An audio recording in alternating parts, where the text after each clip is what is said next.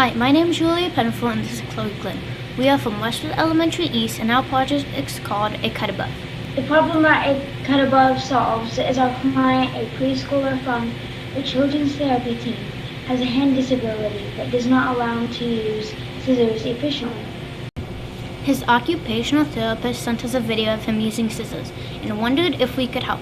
As we viewed the video, we could not see that his thumb was not working correctly and didn't seem strong enough to activate the scissors. We also noticed that his palms seemed to be strong enough.